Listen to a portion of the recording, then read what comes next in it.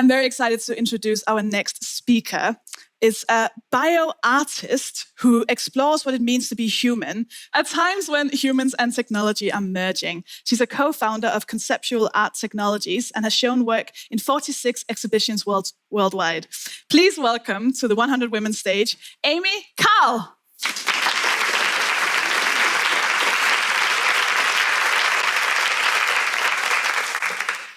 Hi, everyone. It's so nice to see all of you here today.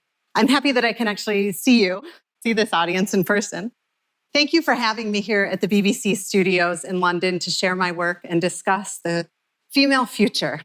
I'm really humbled and thankful to be counted amongst these 100 women who are questioning and enhancing our future. We're at a very exciting time. The time in our evolution is of humans and technology coming together. Technology has been developing now faster than ever before. It's reshaping how we interact with the world, and it's even reshaping us physically. In my lifetime alone, I've seen the development and proliferation of the World Wide Web, cell phones, Wi-Fi, the internet, as well as DNA fingerprinting, the first cloned mammal, sequencing the human genome, targeted cancer therapies, robotic surgery, machine learning, and artificial intelligence. Who have you become under the influence of technology? Do you use it in ways to be the person that you want to be? We all have to be concerned about the world that we are creating and work together to use our technologies for our best and highest good. I'm asking all of you here to do that starting today. Because if you do, it can drastically change not only your lives, but also the future.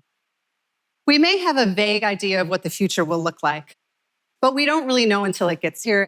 This is a sonogram of my baby. I'm told from ultrasound technology and genetic testing that I will have a daughter early next year. This is a really good example to me of the future. Because even though we have this imaging, we don't really know who she's going to be or what she's going to look like when she's 10 in 2030. But as a parent, I still want to envision like the best and highest good for her. So I want to do all I can to set the situation for her to grow into her potential. But there's really only so much I can do, right? There's all these forces outside of our control. So it's really important that I also leave the space to just see what comes up and adapt to those changes as they come. And this is how I like to work with the future. I don't like to predict the future. I like to envision its greatest potential and then work towards that. I'm a fine artist who uses the body, science, technology, and tools of medical futuring to study what it means to be human. I think about healing and enhancing our body in the future and manifest that vision into artworks using these technological tools. My intention is that in creating the artworks, I'm also pushing the technology forward to achieve those goals. I'm asking questions about the impacts that this technology has on humanity. But when we think about technology, many people see it as something outside of ourselves, like a computer or a robot. I'm thinking about how we can use it to integrate with ourselves and empower us to be better humans. Think for an example of a pacemaker. Now, this is a really highly technological tool that's implanted into the body. But when we see someone with a pacemaker, we don't see a cyborg in front of us. We see someone whose life has been saved. I've always been interested in the body from a very young age. This is me. I was born with a life-threatening birth defect called aplasia cutis. I was missing skin and bone on my head, and the doctors didn't know if I would survive. But I had many experimental surgeries until one worked when I was a teenager. And this really got me interested in healing the body and enhancing the body. I just wanted to be like the other kids. But there was also this other aspect of going through this, which was really getting in touch with the human condition because of the body. Most people don't have to face these kinds of issues till they're much older and they have a disease or they're dying. But I grew up with this, so I had this awareness from a young age of how to find freedom within the constraints of the body.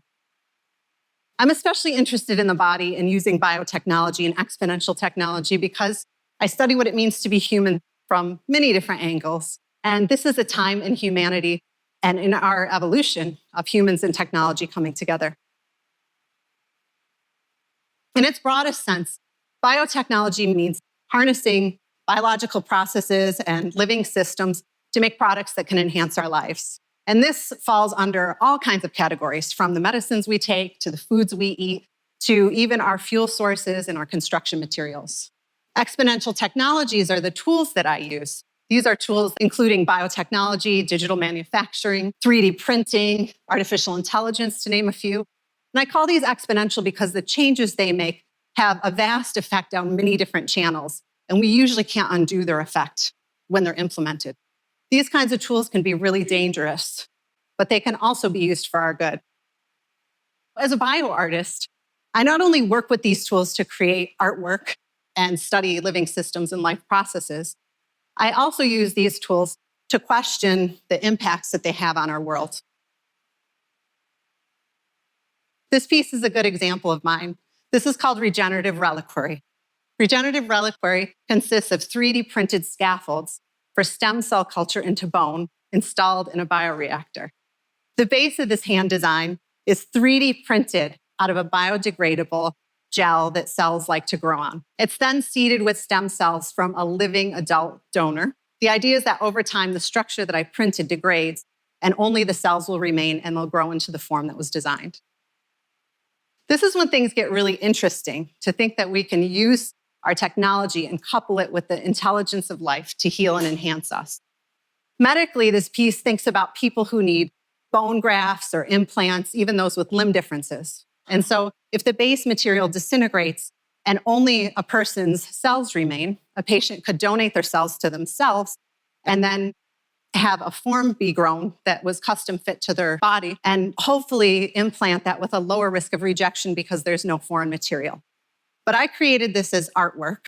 So as artwork, it also asks questions about what is important to grow out of our cells for both inside and outside of the body, and also the potential ramifications of that. I conceived of this piece when I was pregnant with my first child. I was thinking about these two cells coming together and making all these different bones and all these different organs and the changes that were occurring on the inside and outside. And it was just so amazing to me. I envision a factory of the future where two cells can be the basis for an entire workflow, but it wouldn't have to be the same thing over and over. It could be various organs and replacement parts, as well as things that are different from what we're naturally endowed with. Even our technology could possibly be made out of reprogrammable cells. We're at this really exciting time where we don't just have to use metals or plastics or inanimate objects to make our creations. We can actually grow them and use the building blocks of life to do so. But we have to be really careful about this, and it can't be taken lightly. When I was doing this work, the scientists I was collaborating with suggested that I used cancer cells to do the first test. Cancer cells are much more robust, so if they didn't make it, then the stem cells definitely wouldn't make it. But I had this strong, visceral no. It was just, no, I don't want that in my artwork. I grew up in the lab with my mother. She was a scientist, and I grew up making my artwork in the lab next to her, helping her out. And she passed away from ovarian cancer. So when I feel this work, I feel her very present with me. And I didn't want to bring that element into it. But then I went home and I thought about it, and I thought, what if I had her cells? What if I could use her cells on this piece and they continue to grow outside of her body? What does that mean? It's not the same as having my mother there in front of me, but it brings up a lot of interesting questions about what it means to be alive. There's all these different ways that we can measure what it means to be alive from a scientific sense, like if a heart is beating, if we're breathing, if a brain is alive or dead. But as an artist, I'm also interested in this whole other realm of what it means to be alive beyond that. This whole dynamic internal landscape that we have going on inside of us all the time, of our fleeting thoughts, our emotions, intuition, all these areas that we don't know how to measure. But this kind of questioning of what it means to be alive also shows up in my work. In large part, regenerative reliquary not only demonstrates future possibilities, but it also demonstrates the importance of having this deep respect and deep regard for life down to the tiniest cell, and leaving space for all these things we don't know yet, all these things we can't measure. And especially when we're using synthetic biology or thinking of using exponential technologies that may permanently alter humanity. I work with bioprinting because I believe that this is an area that stands to make the biggest difference in our lives. Modern medicine has done a really great job of keeping us alive to a full human life expectancy and giving us a pretty good quality of life while we're at it. But it hasn't been able to do something like keep us alive to 300 years old. Bioprinting holds this promise that we could make replacement parts. So as we age, we could potentially replace our parts. And would that make us younger? Would that make us live longer? We don't know, but this is an exciting question to ask. Most human enhancements start with healing. Like in the case of transplants, we'd probably use these kinds of printed organs for transplants first. But then as we age, we could replace them out too. But this brings up a lot of ethical questions, like who would be able to have access to these transplants? In America, where I'm from, probably be only available to the rich. It also brings up issues like the rights to life and rights to death, and raises questions like if there's a really prolonged life or if there is no death, then what is the meaning of life? And even though the technology isn't advanced to this place yet, it's really important that we ask these kinds of fundamental questions now so that when the technology is ready, we know how we want to use it because it's coming. This is an amazing time in history where we have the tools and technology to save lives. But on the other hand, we really don't understand the implications of tampering with nature and what that's going to do to our environment or our planet or our species as we do. Here's a glimpse of the project I'm currently working on, an artificial heart of the future. I'm exploring the heart as both a vital organ and the emotional seat of consciousness, because we associate the heart as something across many cultures that has to do with deep emotional feeling. I'm also working with these biomechanical and biofabricated sculptures. So I'm questioning our physical and even spiritual evolution as we advance our species through biotechnology. Scientifically and technologically, I'm working with bioprinting vasculature because this is a really big opportunity in the scientific community. If we can bioprint vasculature, then we could potentially deliver nutrients and bloods to different organs. So bioprinting vasculature would bring us a step closer to actually fabricating organs. But as an artist, the heart is fundamentally interesting, again, as this emotional seat of consciousness. So if we're able to switch the heart out or fabricate that in some way, what would the implications of that be? What does that do to us as people? I'm exploring this from both the physical and the emotional aspects of transforming ourselves in the future and who we're going to become because of this. I believe that artificial intelligence is not just about the technological, but it's about the biological as well. The more that we integrate infotech and biotech, the more humans and technology become one. Technology is advancing faster than we can conceive of its impacts on humanity. It could lead us to a very promising future or an irreversible demise. So we have to stop and ask ourselves, are we programming our lives in the way that we want them to grow?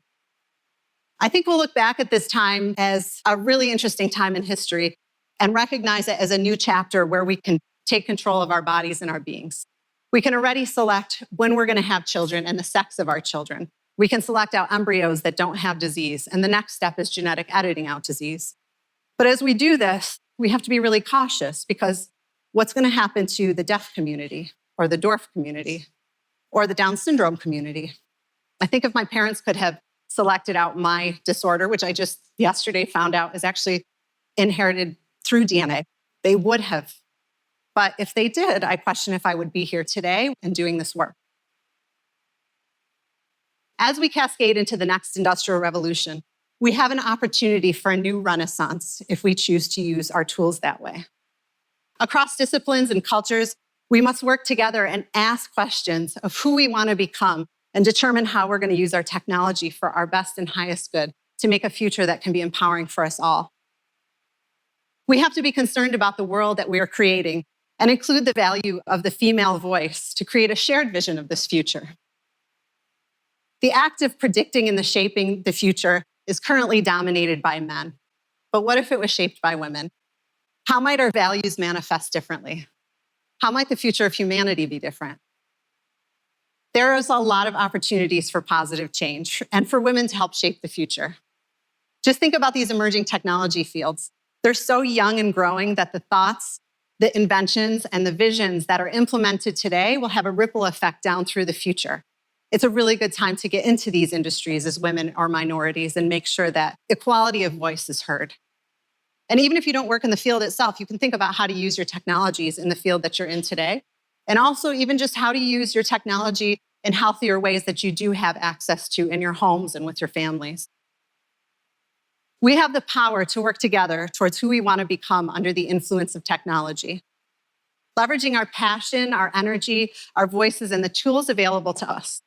Let's work together to create a more positive future for all of us. Thank you.